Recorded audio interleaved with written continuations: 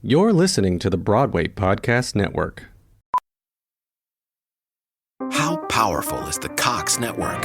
So powerful that one day, the internet will let your doctor perform miracles from thousands of miles away. Connecting to remote operating room. Giving a whole new meaning to the term house call. Operation complete. The Cox Network. With gig speeds everywhere, it's internet built for tomorrow, today. Cox, bringing us closer. In Cox serviceable areas, speeds vary and are not guaranteed. Cox terms apply. Other restrictions may apply.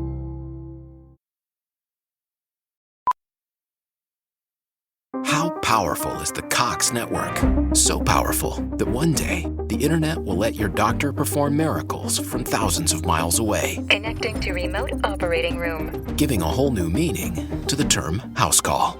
Operation complete. The Cox Network. With gig speeds everywhere, it's internet built for tomorrow, today. Cox, bringing us closer. In Cox serviceable areas, speeds vary and are not guaranteed. Cox terms apply. Other restrictions may apply. Sometimes you can get into a building like of opportunity, same building, different door, different day. You know, it's like nothing is 100% a no. Well, at least if you're stubborn like me, there's no no that's too no enough.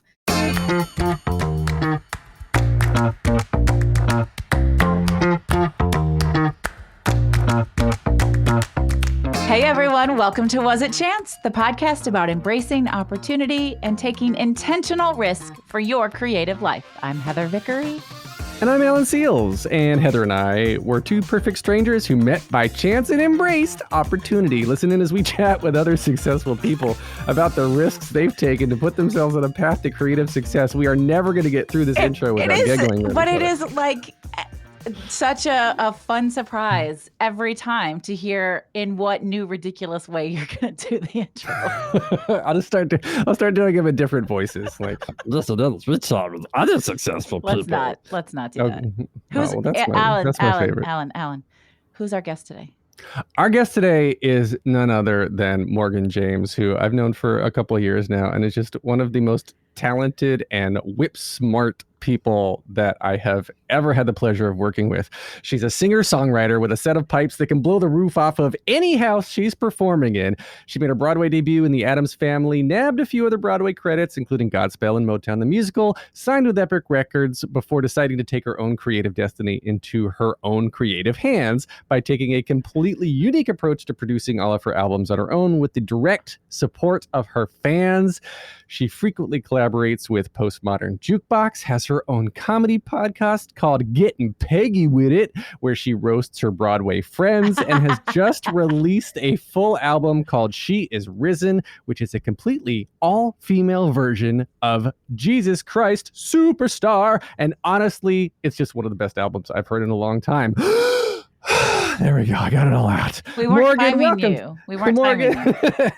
How are you this morning, Morgan? Hi. Can you send me that paragraph you just read? Because I need to take it everywhere with me. We've got a singer amongst our midst again. And you know what that means. I know. And I don't know if she knows what that means. She doesn't. Well, I don't know. I don't know how much Morgan, have you listened to the show? I'm going to drop this for you right now so that you can have it later. And you're not totally on the spot, but everyone who sings that comes on the show, we have invited with a little pressure to compose and perform their own version of Shut the Fuck Up, Alan, on the fly. Because at some point during this interview, you're going to want to say, just shut the fuck up, Alan. I think I've said it before, and I'll say it again.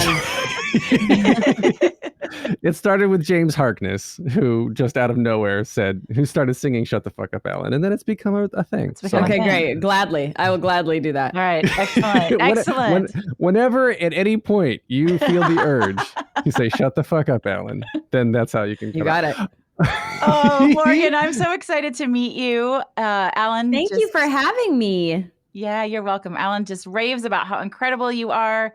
And that's a hell of a bio. It's been a circuitous path, but sometimes it's hard to remember what you've done or what you've achieved until someone lists it. And then you go, I'm proud of myself. It's hard to be proud of yourself when you're just inside of it, you know? Absolutely. Well, it's kind of the I call it the social media game, right? In that on the outside, people see the good stuff, but they don't realize the struggle and the decisions Sure. and the sacrifices that you've made to get where you are, that anybody has made to get where they are, or the bad part, right? Like you're only presenting, in general, most people only present the good sides of themselves online or publicly. Yeah. And so for you though, I want to actually start out with sort of your background in music, because you went to Juilliard, and one does not simply go to Juilliard. There's got to be like an impetus to get there, and practice and rehearsals. And like, you were born in Boise, Idaho, right? I was, you know, I didn't really, I had moved away from Idaho by the time I found music. And we moved to California, where I found choir and drama and, you know, teachers that helped me kind of get to where I was going next. But everybody still, even though I was, you know, a big fish in a little pond, everyone still thought it was pretty crazy that I wanted to go to Juilliard and pretty like unlikely. And so it was, a very tough place to get into, a very tough place to survive. I think it still is.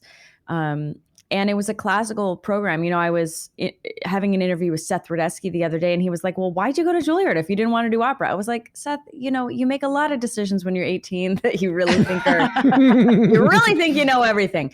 And I don't know. I wanted to go there because Audra went there. I wanted to go there because it's the best, you know? Yeah. I wanted to go there because it would bring me into New York and plot me right down in the middle of New York City. And so I did it.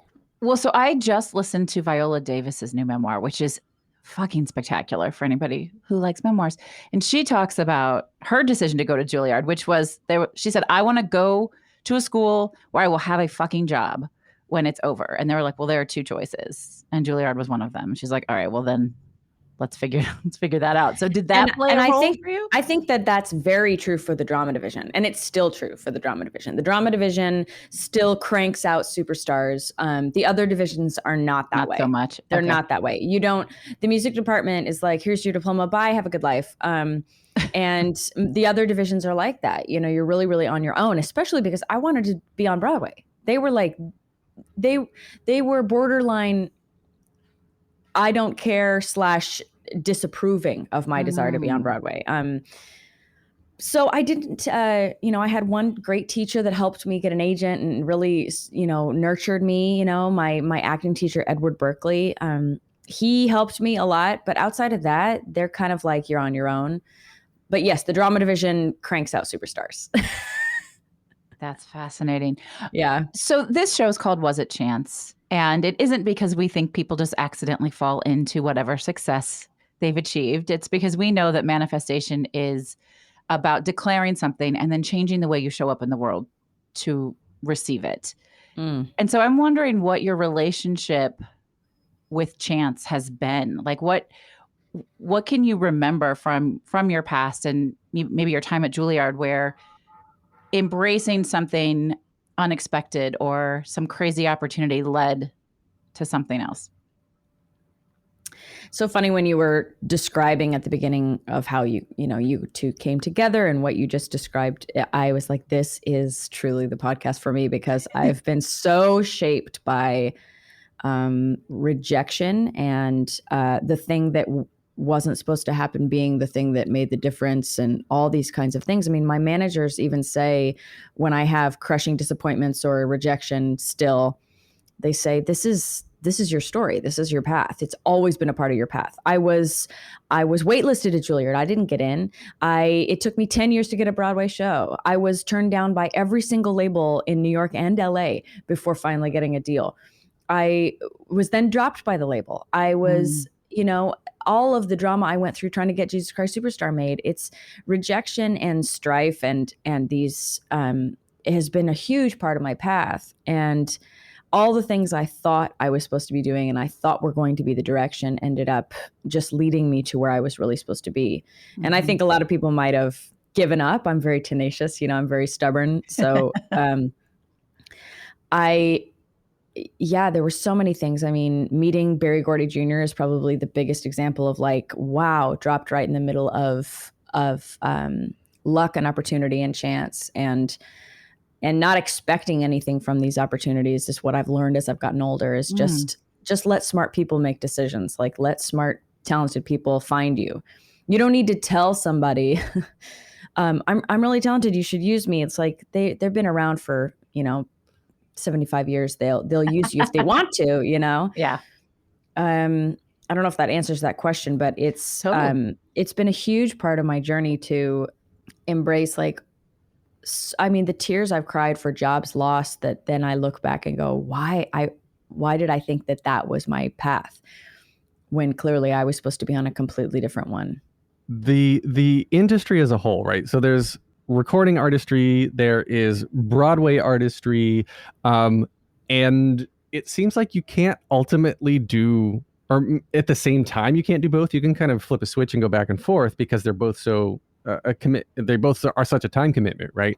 So you made, let's see, so your first solo album came out in 2014 after you met Berry Gordy Jr., but your Broadway debut was in 2010. So you originally wanted to do Broadway. Was that the plan? And then where did the switch come for being an indie recording artist? So I definitely wanted to be a Broadway star. I thought when I went to Juilliard, I wanted to be the next Barbara Cook. I wanted to be like following the footsteps of Audra and Barbara Cook and all these amazing people, Maren Maisie. And when I got out of school, my soprano voice was not popular. There were not shows.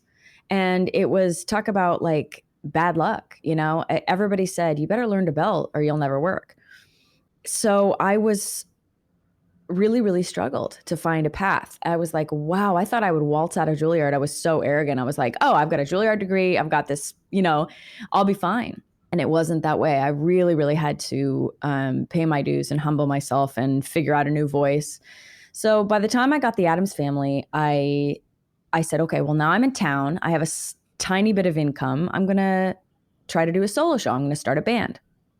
And so I did my first solo show at Le Poisson Rouge, and it was a weird disaster. But everybody said it was weird, but keep doing that. Like whatever that was, do that. So I kept doing solo shows and I kept honing in on arranging music. I started dipping my toe in writing music. I experimented with different instrumentation and bands. And my manager at the time, Ted, who's still my personal manager, we were like, okay, I think you need to make an album. Mm-hmm. Let's find you a record deal or find a manager. We didn't even know how. We didn't even know what we were doing. But everybody would say, I think that's what you need to be doing. So I continued doing Broadway shows. I did Wonderland after that. Then I did Godspell. I was doing workshops of new works all the time. I did Motown, and that's where I met Mr. Gordy. And that's where I met Doug Morris, the head of Sony. Now, when you're in a show like Motown with a cast of 35 of the best singers I've ever met, like true superstars, just that was an amazing show. Amazing cast. You don't go in and meet Mr. Gordy or Doug Morris and try to prove something. You just keep your head down and do your job because everybody's amazing. And so I never for a second thought, oh, these people are going to get me a record deal. I sang 8 bars in the show. I had the smallest role in the show. And that's goes to show you never know who's listening. You never know who's watching you. You never know, 8 bars is all it takes, I guess, if somebody likes what you do.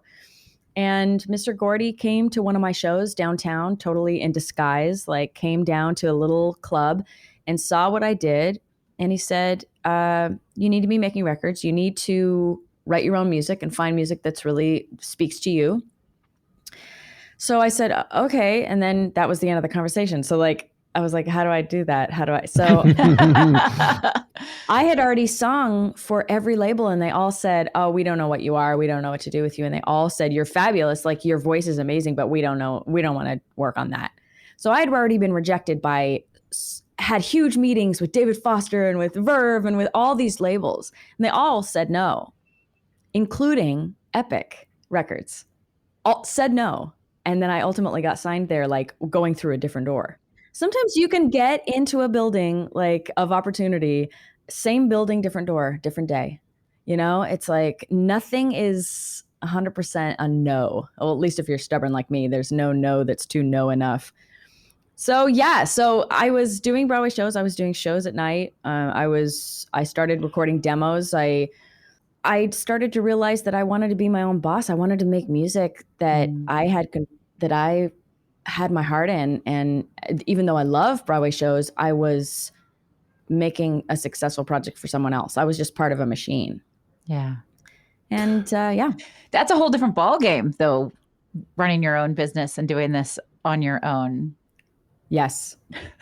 Yes. Well, I ultimately got signed in this kind of fast and furious way. I was doing 10 years ago exactly, I was doing a Nina Simone show at Lincoln Center, and Doug Morris, head of Sony, came to the show and said, "Oh, I want to record this and release it." And I was like, excuse me? He had just signed me a week before.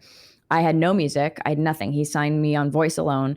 And I said, "Oh, well, I don't think that's going to be possible. They told me no." And he goes, "Who told you no?" And I was like, "I don't know, the people."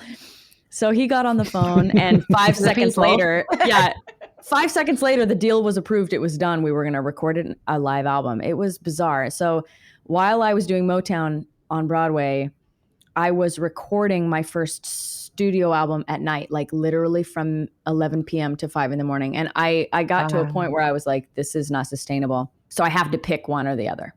Oh, so I was going to ask about what that point was where you were like, I'm going to pause on the Broadway world and pursue being a recording artist, because have you thought about going back to Broadway, or there's just not enough time? It's just not where the chance opportunities are taking you right now? Because now that COVID is manageable, we were talking before we started recording that you're just traveling all the time now. You're back on tour. You just, like, Broadway keeps you here in New York. So twofold. When did I decide to make that decision? I went out on a limb. Everybody thought I was crazy. I left a Broadway contract for basically to go out on a limb for a complete unknown. I had no tours booked. I had nothing booked. I had no work lined up that would bring money in. I just said, I have to fully just go out on the limb of trust that I'm supposed to be doing this. So that I left Motown and for kind of nothing to make a record, to finish my record. In terms of coming back to Broadway, people ask me that all the time, and I would love to come back to Broadway, but I never have a 6-8 year long span where I can clear my schedule. And Broadway doesn't care what you have. Yeah. Like, Broadway doesn't care if you have other plans, or if you're like, oh, but I have these concerts that I want to do. You have to completely wipe your schedule clean, and you have to be completely available to everything that Broadway is. And also, it's hard. It's really tiring. You kind of have to devote yourself fully to it. So if the right thing came along, if a new show came along, or a great role in a revival or something, I've often thought about it or entertained it. But then I have to try to remember why I left in the first place. And why I left was I wanted to have creative freedom. Yeah. And I wanted to have be in control of what I did. So it would have to be something very unique and special for me to go back. What if they wanted to do a stage version of She Has Risen? Yeah, maybe. I don't want to. I don't want to be the one that has to spearhead that. I'll say that. Fair enough. It's been a very difficult process to get Jesus Christ Superstar off the ground in terms of just the album. So I don't want to be the one I've learned that. Yeah. I don't want to be the one doing everything. But if somebody came to me and said, we have the money in the theater, like, would I say no? Yeah, of course. I think that would be really fun.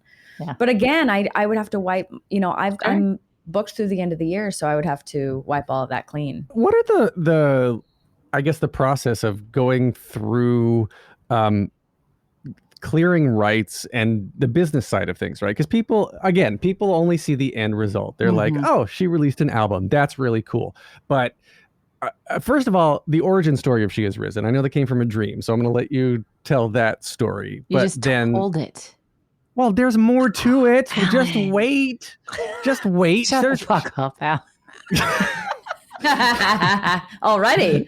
I start early. Yeah, there's more. There's more to the story, but She Has Risen. But then, like, Jesus Christ Superstar. So the new album is Jesus Christ Superstar Highlights. Okay. Highlights from the all-female studio cast recording. Just go by Alan's notes. Let's just go for the record. Alan's notes were wrong. Hey, Well, on socials, it's She Is Risen. Yes. Okay. Yes. And the press release, which is what I went back and referred to when making the notes. So there, eat that.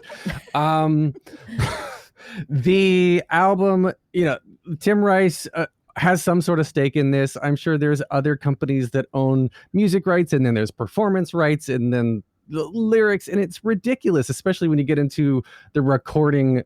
I mean, you know this firsthand, right? When you're getting to the world of music, it's some of the most convoluted rights management that I've ever had to deal with in even my limited experience, and you're living it. So what was that process like from dream to inception? Oh my God. Well, the simple insert inception music. Boom, boom, boom, boom. The simple, beautiful part is before you start to try to make it happen, right? The simple, beautiful part is I had a dream that I did Jesus Christ Superstar with Shoshana Bean. And I said that to a few friends, and then I texted Shoshana, and everybody said, wow, that's so cool. Let's do it. So that's the simple part, right? Then you try to start putting it together, and it gets very complicated. We did a live concert first at the Highline Ballroom with an all-star cast and an all-female band, and it sold out in like 2 days. And we were like, holy shit, maybe this is something people want to see, The place was packed, and the concert was incredible. Andrew Lloyd Webber sent a bunch of his people, and Really Useful Group sent a bunch of their people, and all. So to get the concert rights is a completely different company, right? At the time, Rodgers and Hammerstein was running and MTI and Really Useful were all kind of sharing the rights to the concert version. That's a completely different set of rights. That alone was difficult to get, and we kept being delayed because they were like, well, are you going to change the keys, and how are you going to sing this, and who's going to sing that? And they were already questioning whether women could do it. Red flag number one that they were going to be difficult to work with was the concert. We're going to take a quick break. Stay tuned for more of the episode. Hey, VPN fam, Tony Howell here, host of the Tony Howell podcast, and I've got some questions for you. How many email addresses do you have? How many unread messages? If it is time for a tune-up, I'd invite you to check out our all-new self-paced course, Email Excellence Part 1, Pro Operations, letting AI become your new assistant. We have a limited time promotion running in April, and you can learn more at joinemailexcellence.com. How powerful is the Cox network? So powerful that one day, the internet will let your doctor perform miracles from thousands of miles away. Connecting to remote operating room. Giving a whole new meaning to the term house call. Operation complete. The Cox network. With gig speeds everywhere, it's internet built for tomorrow, today. Cox, bringing us closer. In Cox serviceable areas, speeds vary and are not guaranteed. Cox terms apply. Other restrictions may apply. And now we're back. So we finally got that done. We did the concert, and afterwards everyone said, what are you going to do next? And I was like, well, I really want to record a concept album because I grew up on the 1970 concept album, the brown cover with the yellow writing, and I think it's the best version. And I want to pay homage to that in a really, really deep way. It goes so deep that Meg Toohey, my co-producer, and I decided to click map the entire original concept recording. Okay, for those who don't know what that is. For those who don't know what that is, we tempo mapped. We mapped the tempos bar for bar. Wow. So that if you play the tracks simultaneously, they're identical in tempo and key. Wow. And instrumentation and everything. And so do you have a click track in your ear when you're recording, when you're singing? Sometimes when it would get really complicated because they didn't record the original concept recording to a click. It's a madhouse. It's just everywhere. Huh. So I wanted to record a concept album. So I started assembling a team, and I started to think about raising money, and we started a pledge campaign. I brought on a couple other, helpers, producers, publicists. I had always recorded. I did all of Joni Mitchell Blue. I did all of the Beatles White Album. And to record anything like that, all you need is a compulsory license. Well, there's a little technicality when it comes to musical theater and works of opera and musical theater is that you need a separate license called a dramatic license. Oh my. And that is a license to record a work in its entirety. Wow. And Okay. and so that got really complicated. Then it got complicated. They said, Universal owns the title, and this other company owns the logo, and this other company owns the font, and this other. The literal title Jesus Christ Superstar is owned by somebody. Like the words. Of course it is. It's trademarked. All right. And then somebody else owns the logo, and somebody else owns the font. So we were like, we got into a can of worms that we had no idea we were getting into. So then we crowdfunded, and then we made the record, and then Pledge Music went bankrupt and took everyone's money. Oh. And then they decided to do Jesus Christ Superstar. Well, first they decided to do Jesus Christ Superstar on NBC, so they didn't want us competing, even though we were like, we're not competing, we're a part of you. Then it was one thing after the other, and then global pandemic. So that's why it's taken me so long to finish this project, and I had to finish obviously with my own money. That's why it's taken like slow and steady wins the race. So yeah. Wow. It was a long process. It was a very, very hard process legally. They did not make it easy for us. They wanted the idea for themselves. They made it difficult at every single turn. Everything we would request would be multiple calls and emails. It was never nothing about this process was simple except the dream and the casting. The casting was simple because I just thought, who are my favorite people, and let's ask them. Yeah, I mean, who do I want to hear cast. sing? Oh my God! Holy shit! And everybody said yes. Like what? The cast is so stupid. It's bringing awareness,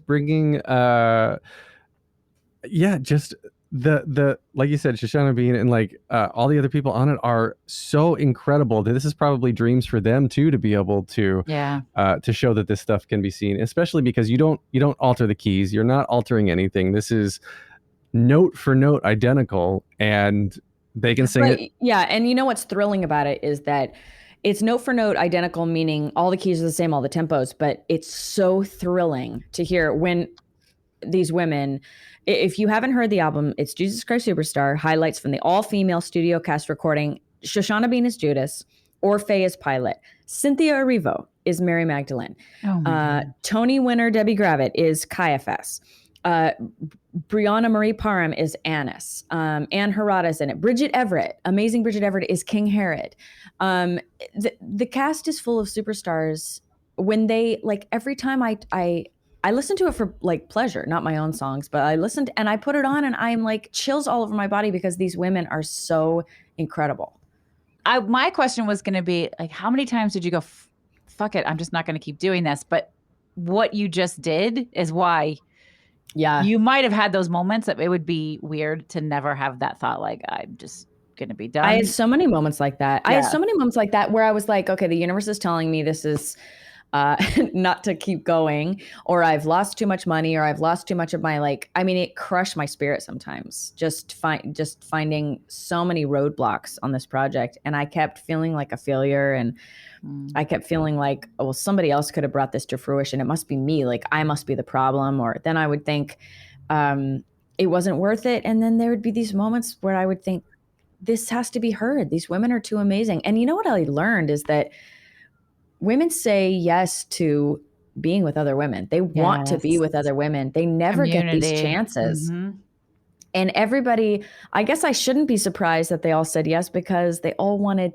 to see, wow, what would that be like? Like, if we all got to be together. I mean, none of us had ever worked with a female production team.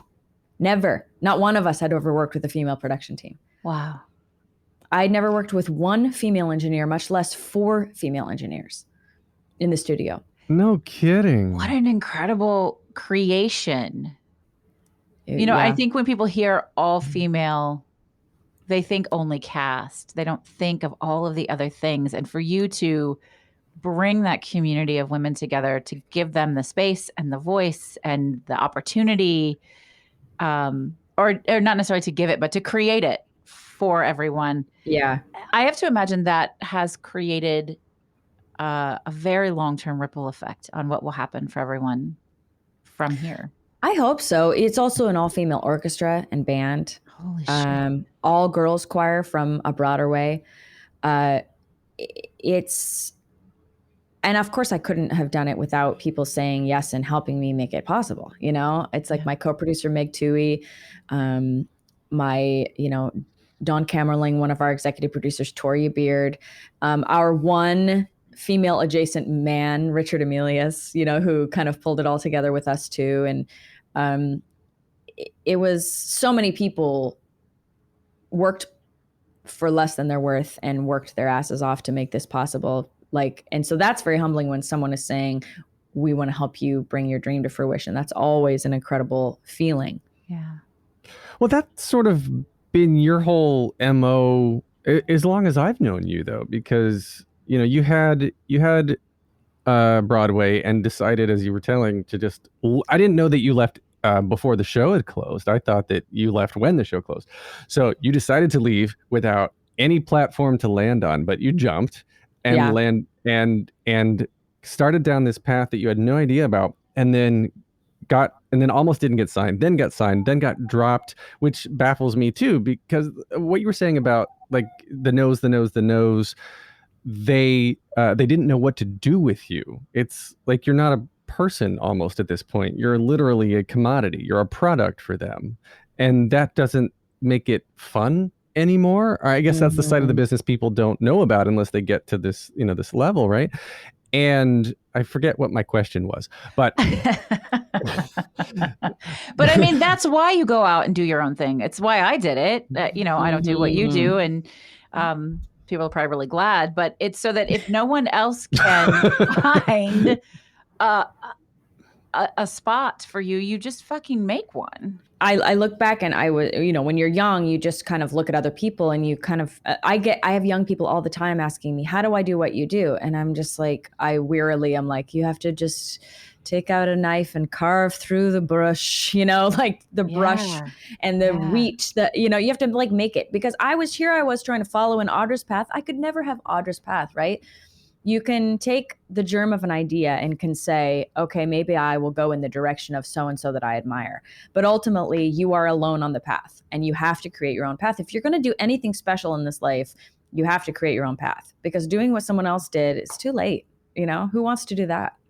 When you got, I guess, dropped from Epic and you're looking at a road with nothing on it, seemingly at this point, like why decide to continue to pursue this, go down the same road, right? When you're like, well, I don't know what to do now. Or were you at this case where you're sort of at a crossroads of like, well, do I go back to not Juilliard and get a not singing degree? Or at what point are you like, I'm fully committing to this, I don't give a shit what happens?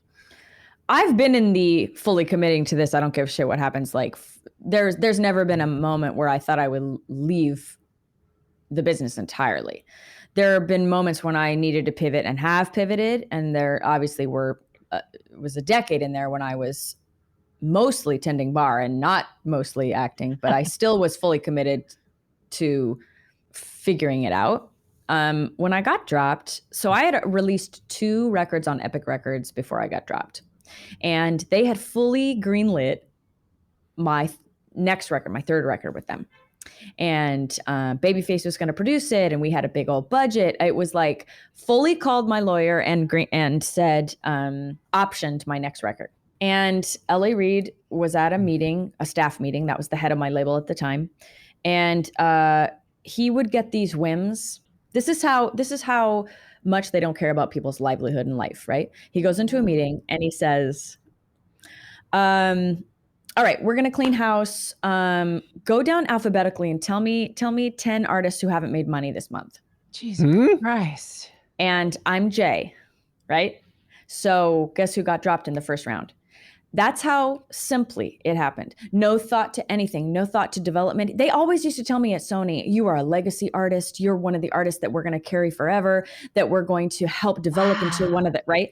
So my manager, David, said, oh, can you meet on Friday or Monday or whatever this was? And I said, yeah, sure. Are you in town? Because he lives in LA. He's like, yeah, I'm going to be in town. Meets me, flew to New York to tell me to my face, because no one at the label even told me. Oh my God. To this day, no one even told me at the label. David flew to New York and had lunch with me, and I'm talking business as usual. Oh, we're going to do this and we're going to do that. And I was so excited. And he was very quiet. And he said, hey, so I have some good news and some bad news. And I was like, okay. And he goes, the good news is you are going to make whatever record you want to make, and it's going to be amazing. And I said, okay, because I was getting ready to make my next record. And I said, what's the bad news? And he said, it's not going to be on Epic Records. And I was like, because that had been my biggest fear. Oh, I might get dropped. So then it happened.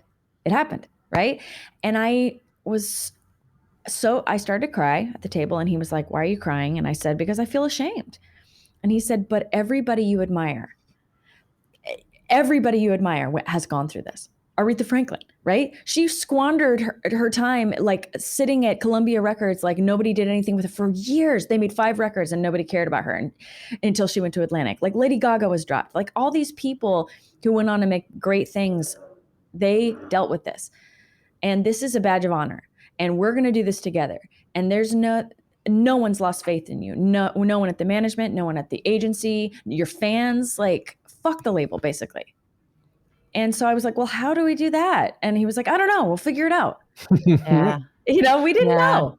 That's a good manager. And they're probably really sorry, maybe, perhaps. They don't give a shit. They don't give a shit.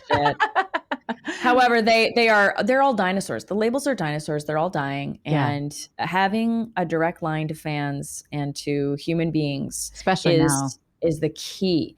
Connectivity. It's not about like, I didn't have a relationship with people the way I do now when I was at the label and I was like hiding behind a company. Yeah. No, I'd never go back. I mean, I learned a lot, but I advise when kids are like, oh, I need to get a record deal. I was like, no, you don't. Just make shit. Make shit and make relationships. I mean, that's what's so incredibly cool about social media in general now. I follow so many young artists on TikTok who are just making their music at home and putting it on TikTok, and then it becomes viral. And then, I mean, it's incredible. I mean, Billie Eilish is a perfect example of that, but just they're everywhere. And there really is no such thing as you can't get exposure now. Like if you the only problem that the only upper hand the labels still have and the companies still have is that you can't compete with the money. That's true. You can't compete with the marketing dollars and the publicity, and people like Billie Eilish obviously couldn't be what they are without their $10 million marketing plans. Same with Adele, all these people. So that's the last bastion of that dinosaur of the record label model is the money. Yeah, but the discoverability is there. Absolutely. And most people find me on YouTube. I mean, it's free. Yeah. Most people find me on YouTube and then come to my shows, and thank goodness there's a place they can find me. I love that. Well, there's so many kids really that are like in their late teens, early 20s who are making this massive reputation for themselves now on TikTok and on YouTube and on all these other platforms that allow one to connect with the masses. And this is actually what I wanted to get into next was the social media aspect of your success now, because you are touring and you're producing records and you're not beholden to anybody except yourself, and everybody is supporting this. The fans are supporting you in a way that I guess wouldn't have worked even a decade ago. Even 5-6 years ago, it wouldn't have worked. I mean, like my fans have funded and promoted and supported and made my last 2 records possible.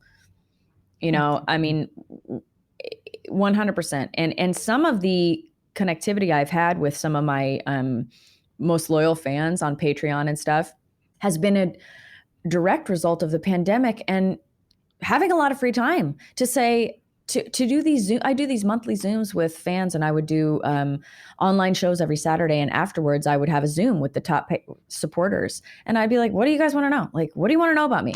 I'm an open book. And them getting to know me it's made them even more invested in helping me.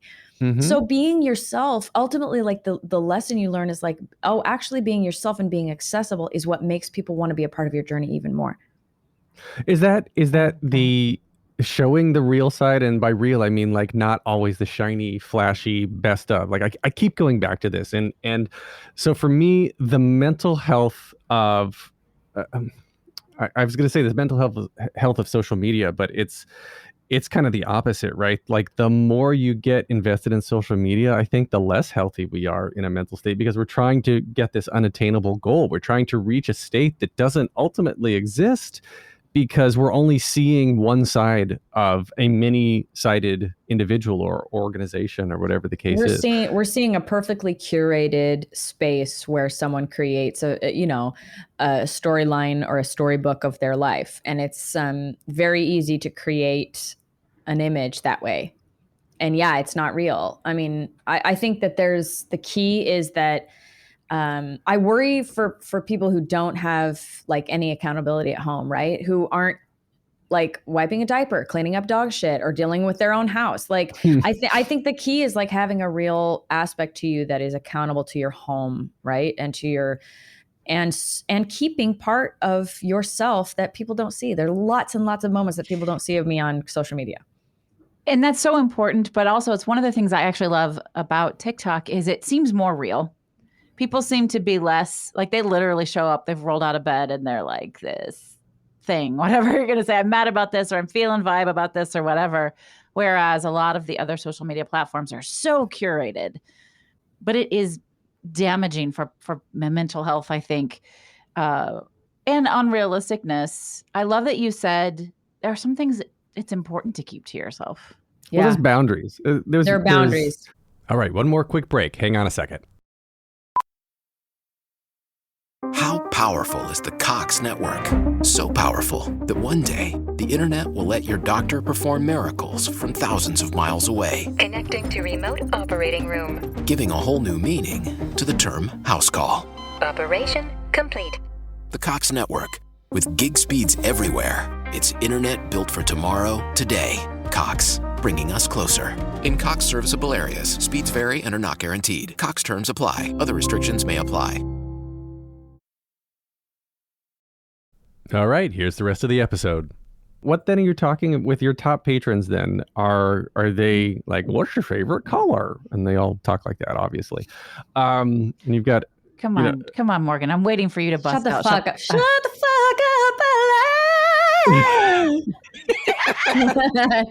Yes.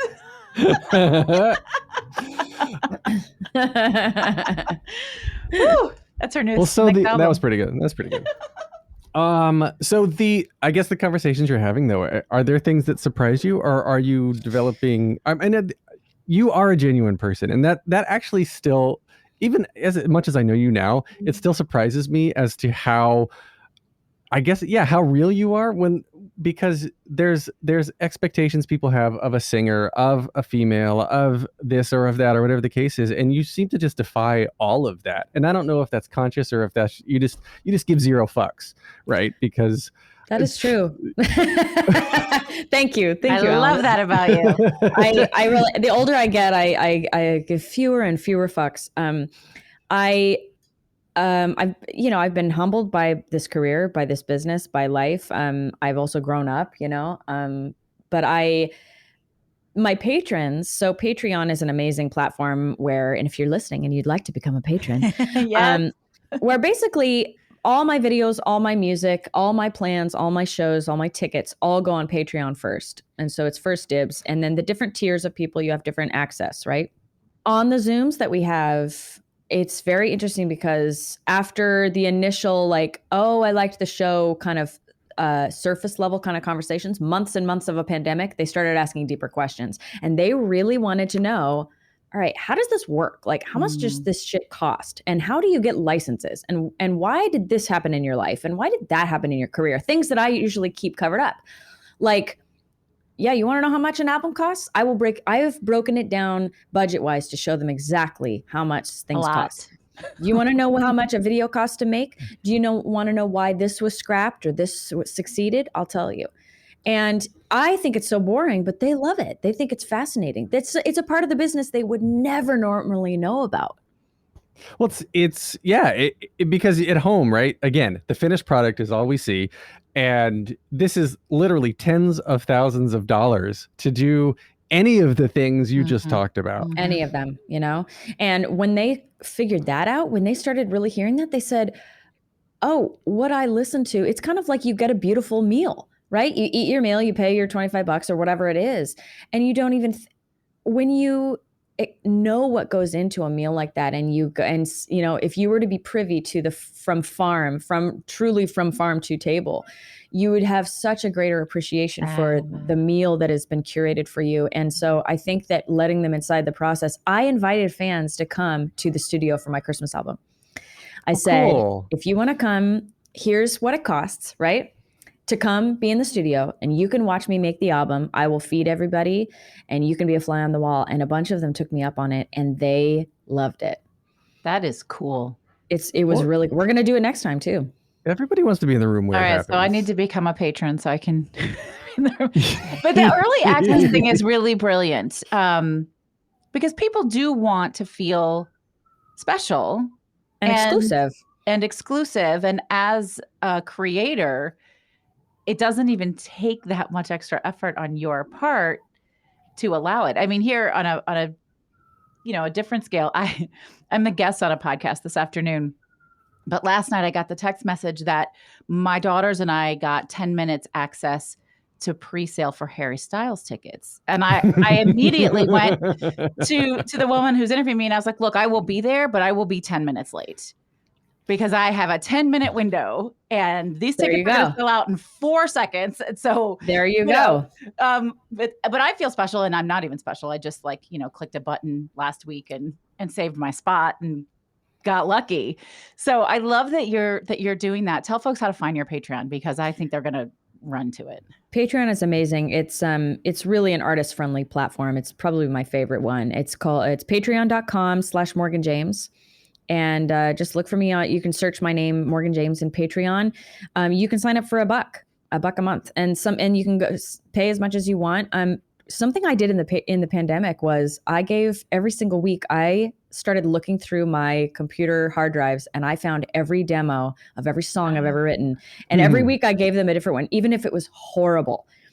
And I said, here, do you want to see Baby Morgan trying to write a song? Here, do you want to see? And I'll just send them stuff, and they get a window into what it's like to try. And some are terrible and some are good. And I'll send them old photos and old videos, and I'll say, you're getting a glimpse of what it's like to try to be an artist. So this is intensely stressful, intensely hard, and a lot of work. While all at the same time, a lot of people are unable to create when stressed, when under this pressure. So how do you find that balance of, the zen, the relaxation, the creativity, right? How do you get into the zone of creativity when there's stress and pressure just weighing on you all the time in this business? Or do you actually thrive on that? Like, some people actually can't write without it, but I don't know. For me, it's like, if I have that pressure, I just want to, just lock myself up and wait for it all to go away, and then I'll come back and write.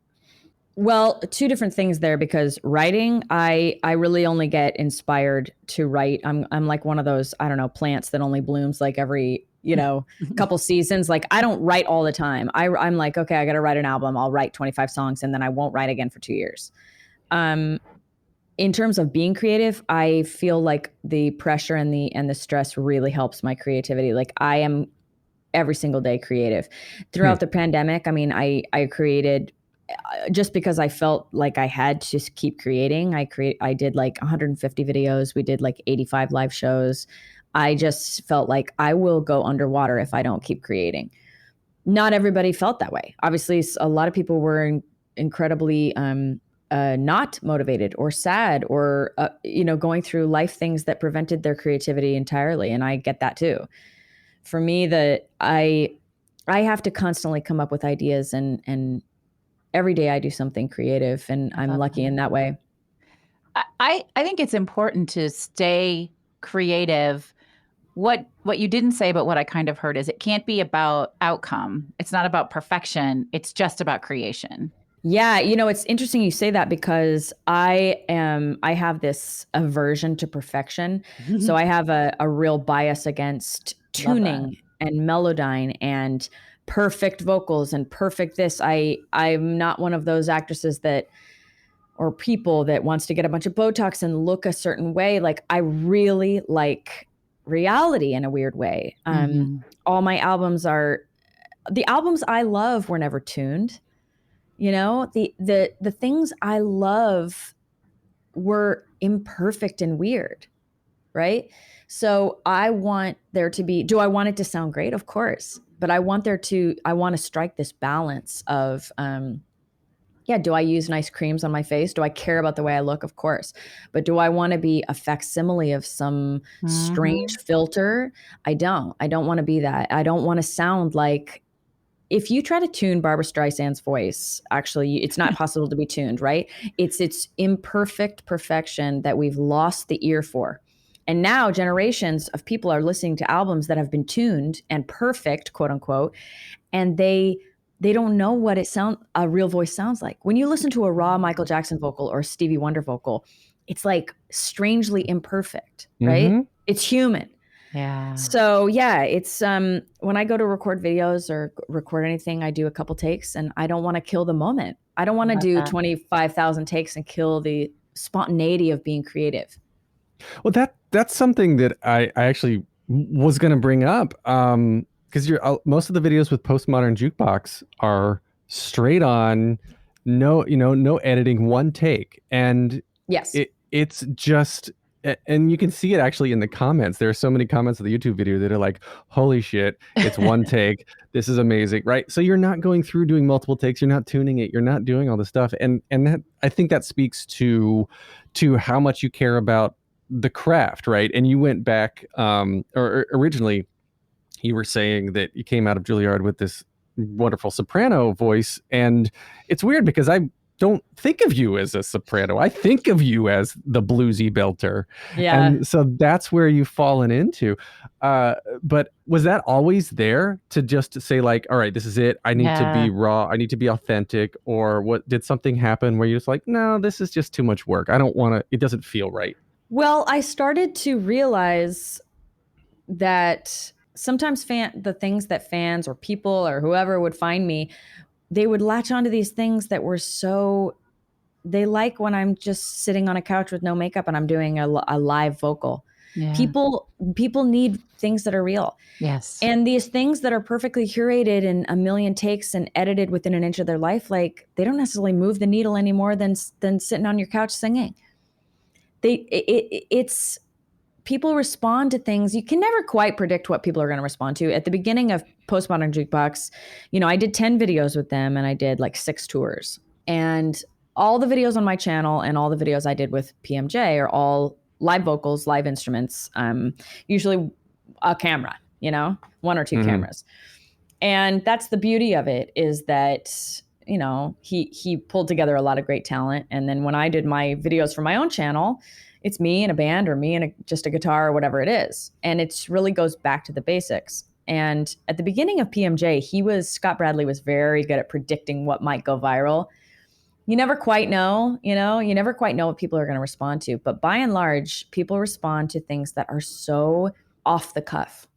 So when I started to see that, okay, trying to control someone else's reaction is not going to happen, I might as well be myself, right? I might as well. What I do naturally is my gift.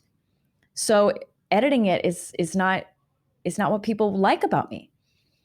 People don't want to come hear me and see me so that I sound like somebody else or look like somebody else. They want to come see me for me. And when I realized that, I don't know when, it's, I guess, getting older, but people love coming to like sound check or meet and greet when I look like this, when I look like a plumber. It's like you look like a really hot plumber. I'm just gonna go ahead and throw that out there. But they do. It's like they actually like this version the best.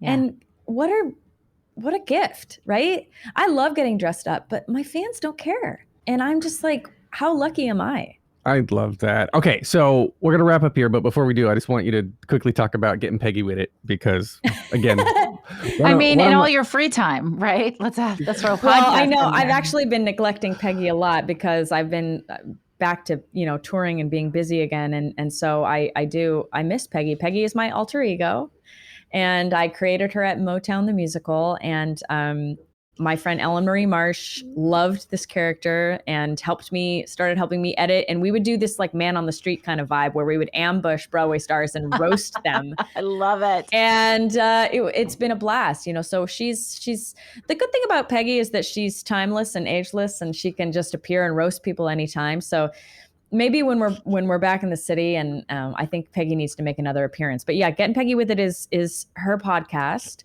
where she roasts Broadway stars. Now, during the pandemic, she took a long pause because when everyone was out of work, it didn't feel like an appropriate time to roast people. Fair enough. Like they were being roasted by, the world. It's so interesting too, because like I said, you're very authentic. You're very real. You care so genuinely about everyone and like the things that matter, right? Like you are an advocate for racial equality and gender equity and so many things that most people in your position wouldn't make the time for. And then on the other side, Peggy is just like, well, let's make fun of all of this.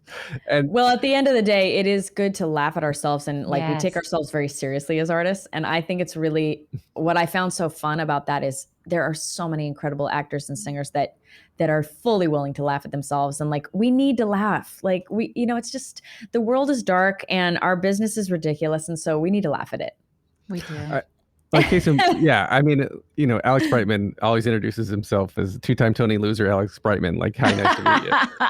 Because again, you have to laugh at the rejections and the misfortunes because that's what makes you a stronger person. If you can't laugh at it, it's gonna beat the shit out of you. Yeah, you'll absolutely implode if you were to take all the rejection and all the ridiculousness personally of this business. Absolutely. So Morgan, you have a ton of amazing things going on right now. Do you know what the next opportunity you plan to embrace is going to be? Can you give us a little hint?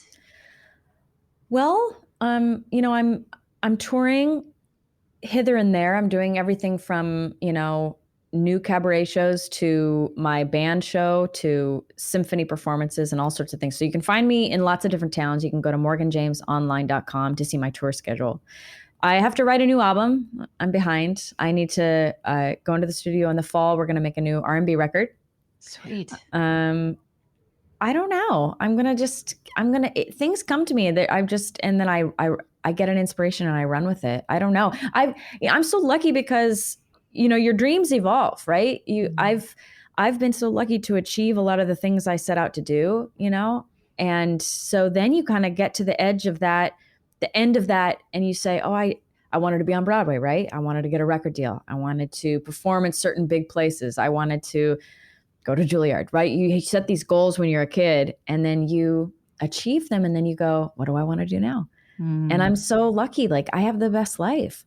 I get to travel the world with my husband, my dogs. I get to sing all kinds of music. I get to meet the most amazing people. And sometimes I get to produce things and they say yes. People say yes to me and I have the best life. That's beautiful. That's a beautiful way to close the show. Thank you so much for spending some time with us today. You're such a breath of fresh air in this Thank you. very polished world. And it feels so lovely just to get a little of whatever that juice that you're sharing. So thank you. Oh my God. Thank you so much for having me. And you'll probably put this somewhere, but you can stream Jesus Christ Superstar highlights where music is found. And we're also doing a limited run of physical CDs that you can get on my website. Awesome. Are you doing vinyl? We might, depending on how we do. Vinyl is very, very expensive. I love vinyl, but it really would, we might do vinyl. A lot of people have asked us about vinyl. That we're in talks of doing a couple more concert versions of Jesus Christ Superstar. Ooh. And if that happens, I think we should definitely print some vinyl. Yeah. If that happens, I want to be there. Absolutely. Let us know when the concert versions are happening. It's not an if, it's a when. You have got to get these people together to do this. Yeah, absolutely. Absolutely. Thank you, Morgan. You were so wonderful. Thank you so much. Shut the fuck up, Ellen.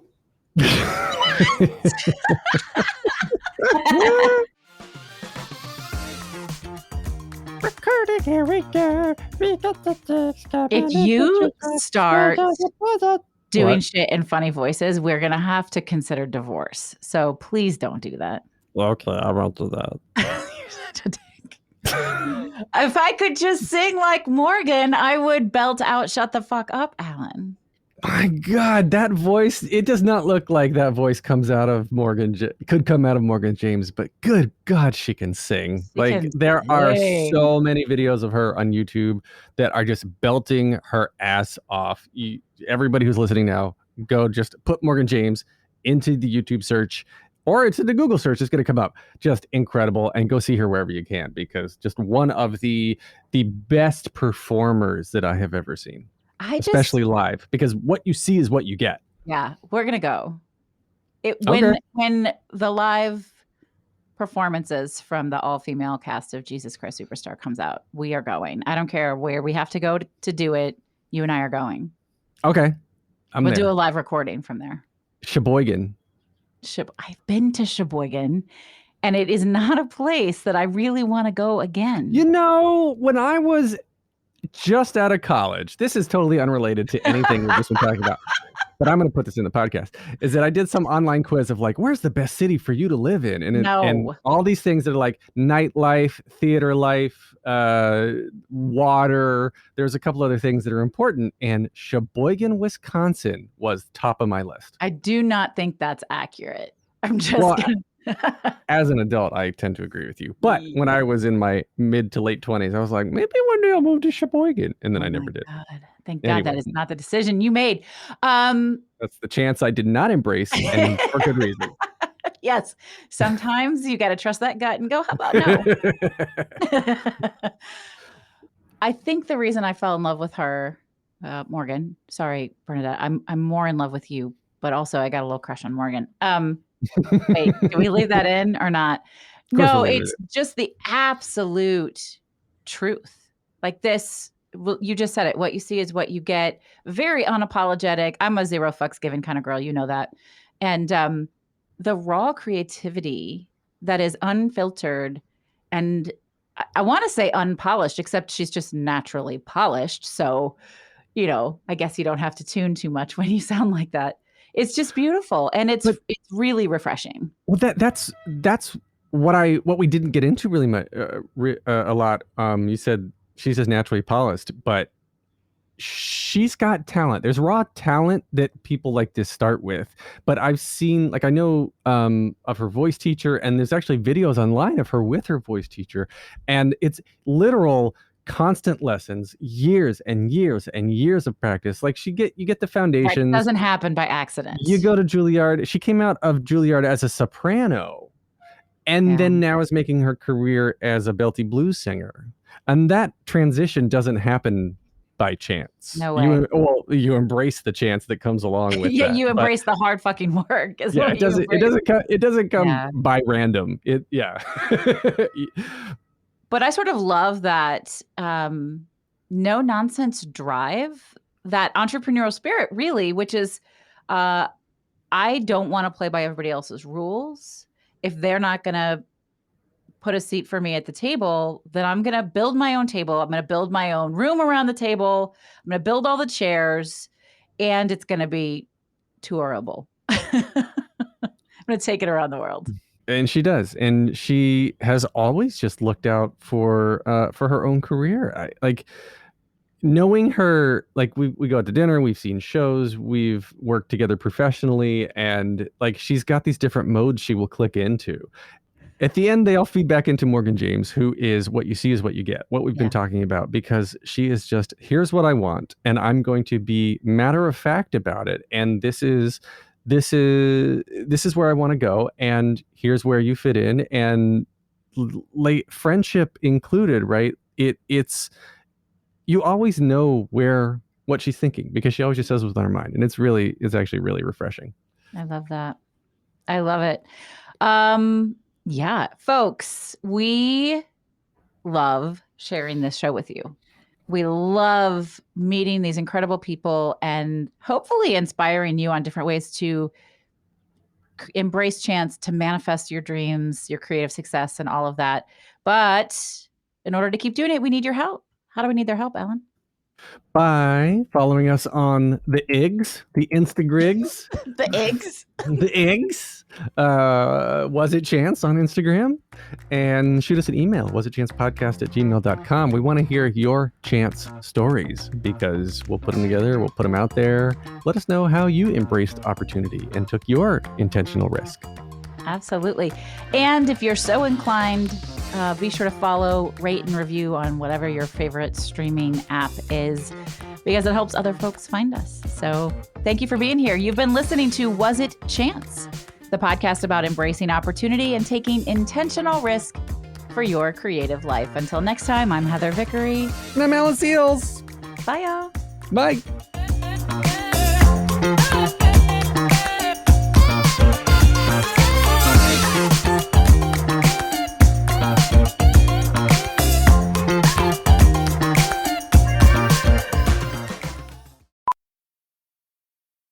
How powerful is the Cox Network? So powerful that one day, the internet will let your doctor perform miracles from thousands of miles away, Connecting to remote operating room. giving a whole new meaning to the term house call. Operation complete. The Cox Network. With gig speeds everywhere, it's internet built for tomorrow, today. Cox, bringing us closer. In Cox serviceable areas, speeds vary and are not guaranteed. Cox terms apply. Other restrictions may apply.